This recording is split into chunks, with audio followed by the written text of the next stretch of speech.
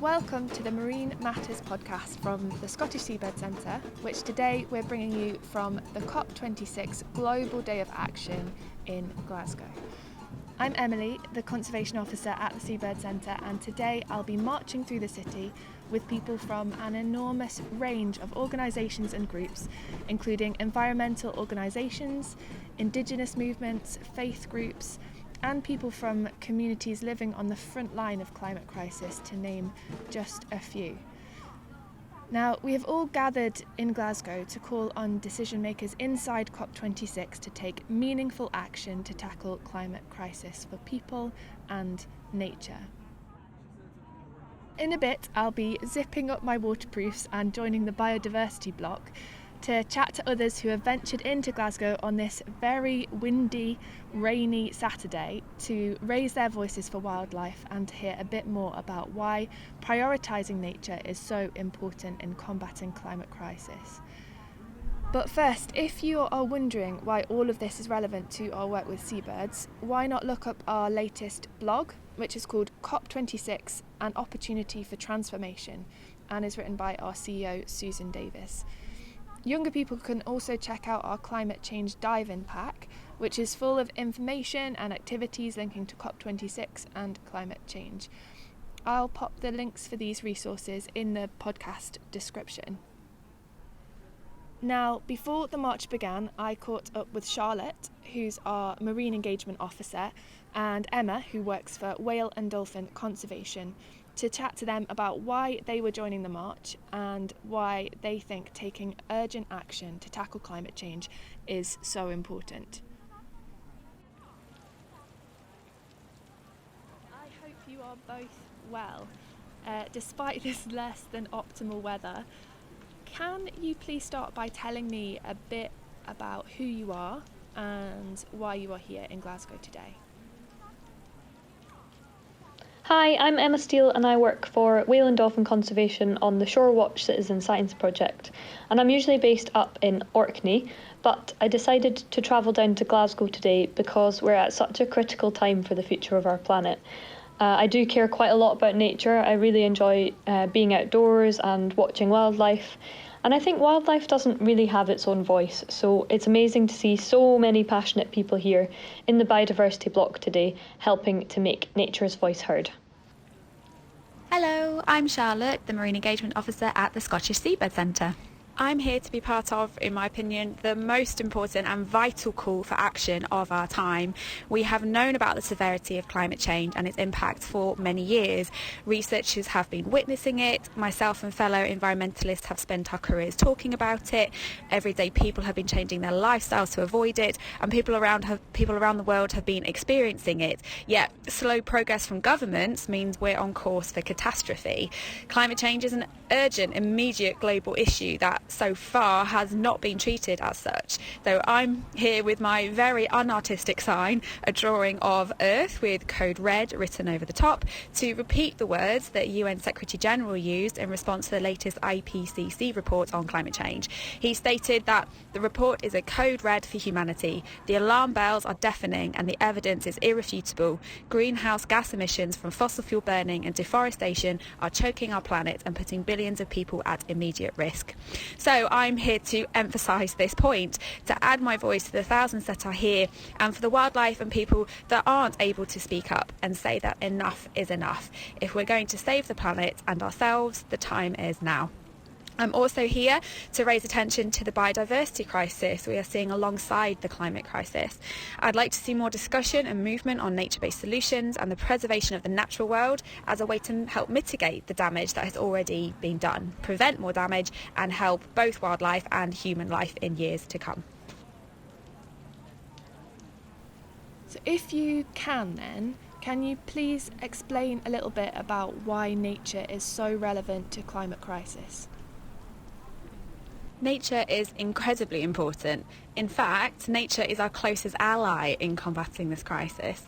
We know natural ecosystems take in excess carbon dioxide and lock it away in terrestrial habitats such as forests and peatlands, and marine environments such as seagrass beds, mangroves and tidal marshes.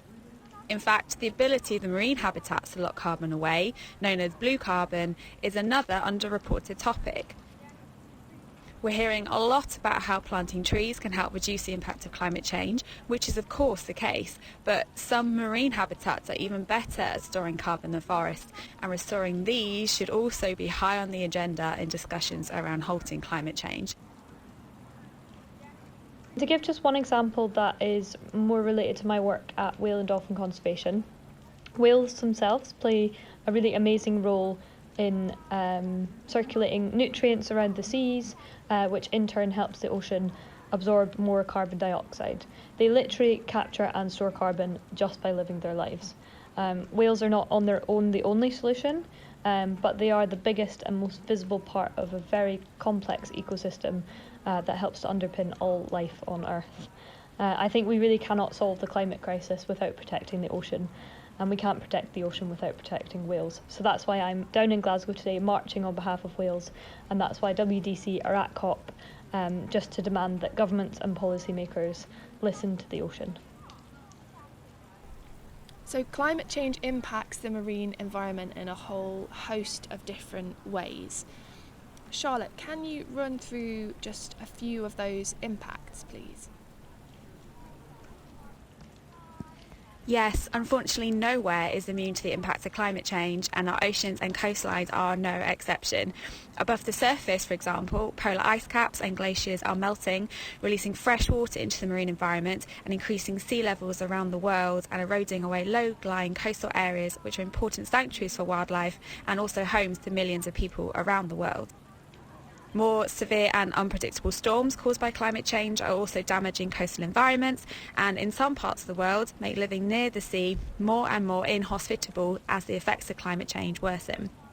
Beneath the waves, of course, we're also seeing a change in our ocean's salinity from the influx of fresh water from the melting ice, and we're also seeing acidification of our oceans from the huge quantities of excess carbon dioxide released from burning fossil fuels being absorbed by the ocean and turning it more and more acidic.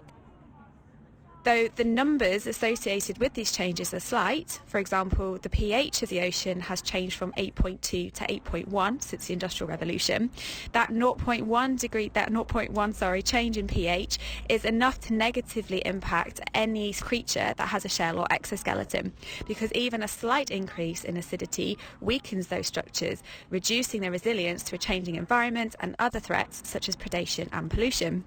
It has been estimated that the North Sea has increased in temperature by about 1 degree over 25 years. Again, seemingly another small number, but that small number is enough to have a serious knock-on effect on the wildlife that's living there. For example, species associated with warmer waters are now moving into areas that used to be cooler, whilst colder species are now becoming more and more restricted towards the poles. This shift in species is causing a loss of biodiversity and a breakdown of food chains, which is incredibly bad news for top predators such as Scotland's wonderful seabirds, who depend on plentiful numbers of fish within flying distance from their summer breeding grounds each year.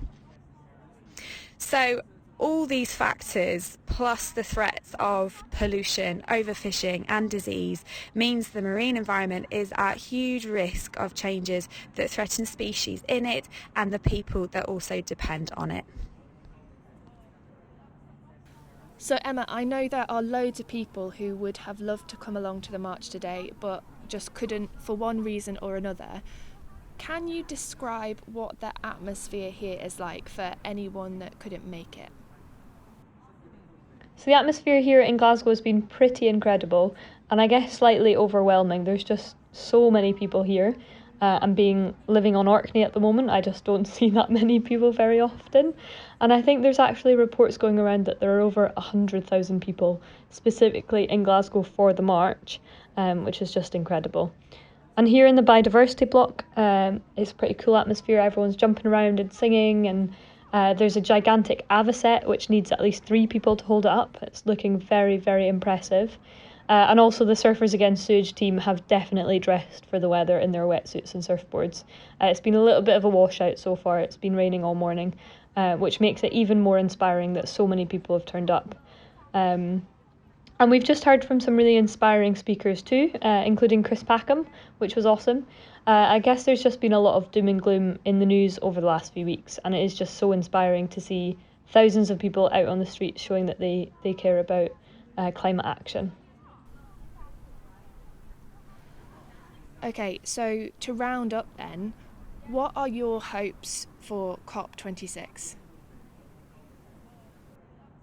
Overall, I suppose my hope is for world leaders to see the big picture, to learn from past COPs and move forward in a direction that means we keep global warming to below 1.5 degrees.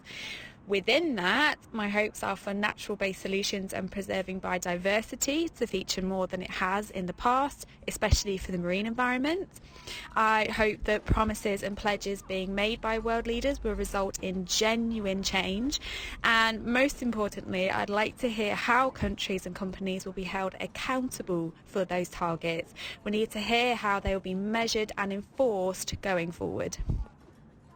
Our hopes are that world leaders really wake up and listen to the ocean and include really ambitious commitments for oceans recovery as part of COP. For example, committing to 30% of the ocean protected through marine protected areas, and the remaining 70% not just to be forgotten about, but under legally mandated and conservation-led sustainable management as well. So the whole ocean is protected, 30% is very, very, very well protected, and the other 70% is well managed for conservation as well. Thank you so much to both of you for giving up your time, and I hope you enjoy the rest of the march. Thanks, Emily. So as we wended our way through the city, I wanted to chat to some of the other people around me to find out why they were there and what their hopes were for COP26. I feel like we're at a real tipping point, and I thought I would regret not being here. It's easy to feel like you're just one more number in the game, but I think it's really important for us to take part, to step up, to speak up, and even if it's just one more voice in the crowd, I think that all makes some difference. I'm a really passionate teacher, and so much of everything that I do is done with the kids at the centre. So in short, yes, I'm giving up my Saturday to set a great example to the children, and because I personally think that it's probably one of our last opportunities to do something about the climate crisis. This is quite a pessimistic viewpoint, but I want to look back at the last opportunity that humanity had to change its course, and I want to look back at that and say that I actually tried, I actually played some part, whether it's a positive outcome or, as we all fear, a negative outcome. I do believe without doubt that climate change, together with the decline of our natural world, are the most important issues of our time. I'm here for the most vulnerable ones, for those who are already experiencing so very closely the impact of that decline and the impact of climate change. For those whose voices are not heard, and under those I also mean non-human animals and the countless wonders of nature. I'm here because I want to stand in solidarity with those who can't be here and with those who are already here with us in the rain and wind to stand up for and demand climate justice today. I'm here literally for the future of all of us. Nature helps to regulate the climate, and therefore climate and nature crisis, of course, are inherently linked. The pressure we are placing on nature through the ways we feed, fuel and clothe ourselves is both driving greenhouse gas emissions and causing biodiversity to disappear at rates unprecedented in human history. The climate crisis is already affecting several parts of the world, mostly and starting with those in countries who are the most vulnerable, yet contributed the least to this crisis. And although it may seem far from us, if you remember the recent fires and floods in Europe, it is already affecting us as well. According to science, we must limit warming to 1.5 degrees to avoid further catastrophic impacts. Well, yet we are currently heading toward a 2.8 degree of warming with unimaginable effects on the lives of the future generations to come. Therefore, I do believe more of us are aware, talk to each other, support one another, and stand collectively. We are in a stronger position to pressure those who has the responsibility to take the actions needed to reduce greenhouse gas emissions and limit temperature rise. But most importantly, I believe that if we stand up and act collectively, we show that together we are strong to demand and create the change we need to address the climate crisis. Huge thanks to Charlotte, Emma, Matt, Brigitta and Nick for contributing to this podcast, and to everyone who ventured out in the rain to march for meaningful action at COP. Keep an eye on our website for our next blog, which will reflect on the successes and failures of the conference after it draws to a close. You can keep up with all of the latest news and updates from the Scottish Seabird Centre by checking out our website.